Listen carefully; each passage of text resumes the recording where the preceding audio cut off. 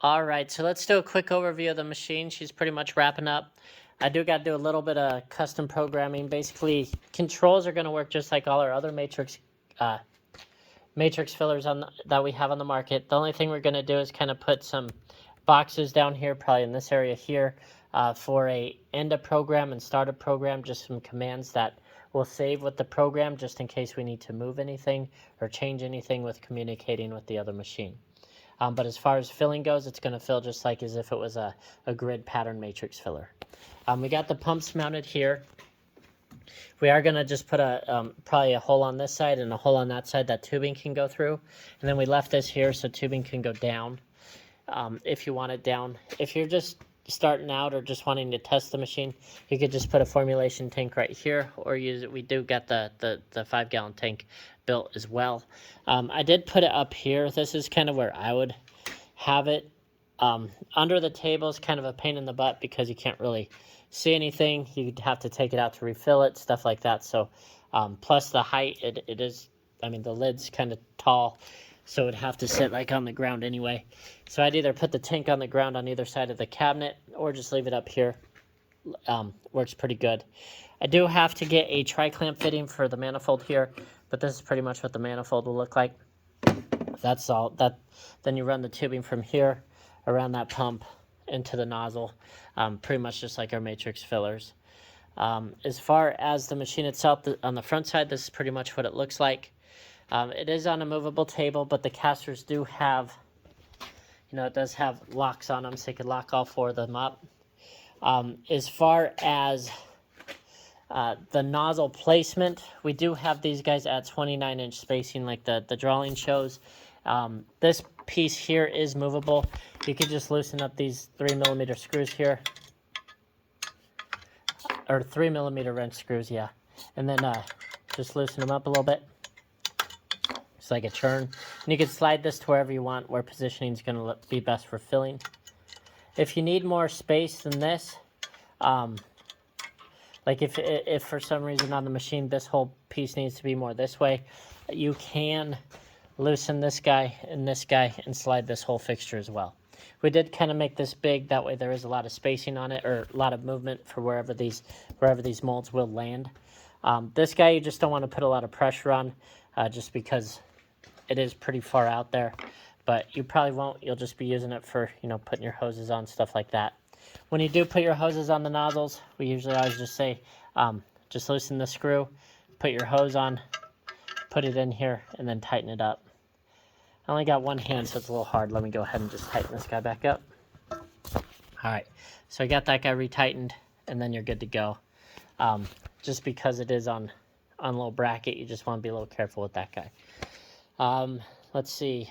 So as far as positioning, stuff like that, it looked like how the packaging machine was working, is it does these molds, moves it out, does these molds, moves it out, and they're all kind of one piece. So we kind of based it off of our standard matrix filler, where you could tell it where to start filling, and then the distance between each column, and then fill again. So it is just using our standard matrix filler software, which I'll kind of show you that now. And I do have it kind of set up.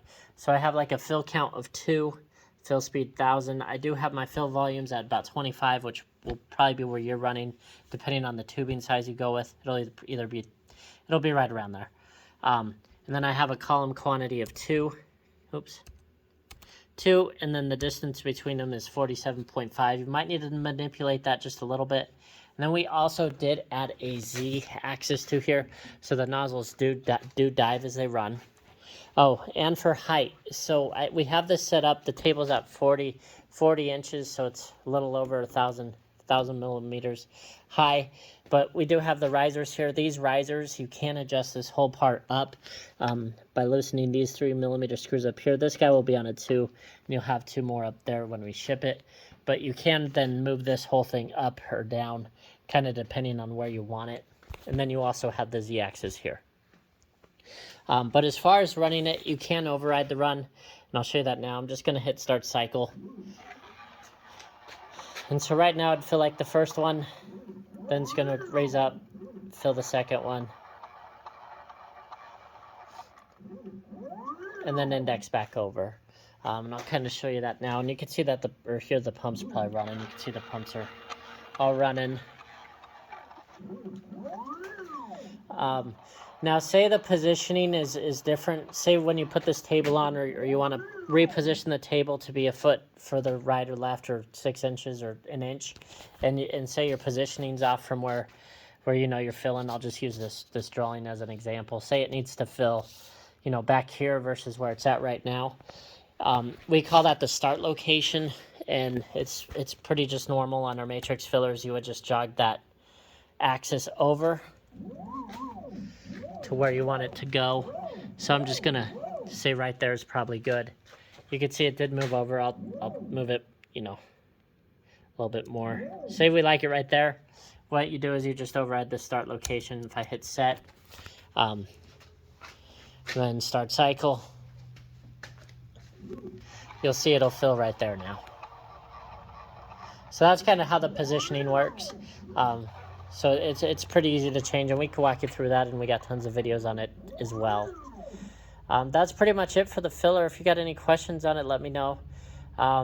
As far as communicating with the other machine, I am going to go modify the software now to add a start routine and an end routine that will be coded to save with the programs. That way, if we do need to modify how the relays are acting, like if they need to be on for the busy signal the whole time, we could do that, or if they need to just click on and off, stuff like that. So I will add that to it right now. But as far as that, this build's pretty much wrapping up. Y'all did have some questions on how our outputs will work. So basically, we'll ship 3 of these guys with the open leads here. It'll be just 1 and 2 for your relays. They just will plug into these 3, and they'll be labeled as well for which ones they are. And then for the 24-volt DC input cable, we'll provide that as well, and it's just going to connect to this guy, which will be labeled too for 24-volt plus and negative for the input there. I think that's about it. As far as the controls, it's basically going to be just like our matrix fillers, and if you got any questions on it, let me know. But you can, you know, run pumps by themselves without running the program. You could run all the pumps with this P+. You can move the axes wherever you want to move them. Everything should be good to go. If you got questions on it, let me know, and yeah, we'll go from there. Thank you.